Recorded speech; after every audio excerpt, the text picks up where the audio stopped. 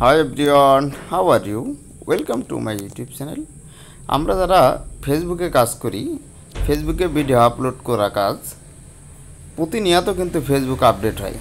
আমরা দেখা যাচ্ছে অনেক আপডেট মিস করে যাই, অনেক ইনফরমেশন থাকে যেগুলো আমাদের ভিডিও ক্রিয়েট এবং আপলোড করতে খুবই হেল্পফুল হবে। আমরা প্রতিনিয়ত চেষ্টা করব ফেসবুক অ্যাপসটাকে আপডেট রাখতে।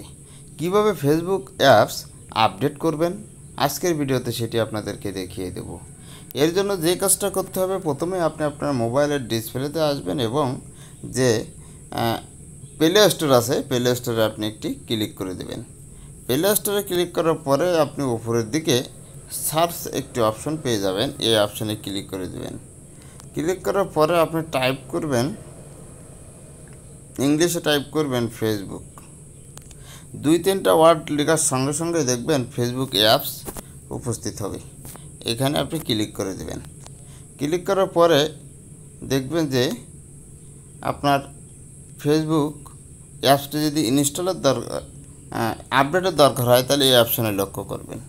যদি এখানে ওপেন থাকে তাহলে মনে করবেন আপনার অ্যাপসটি আপডেট আছে, আর যদি এখানে আপডেট অপশন থাকতো তাহলে আমি অ্যাপসটা এখন আপডেট করে নিতাম। যেহেতু আমার এখানে আপডেট করা আছে, আমি এখন এখান থেকে বেরিয়ে আসলাম।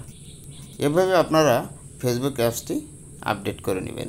থ্যাংক ইউ অল, আল্লাহ হাফেজ।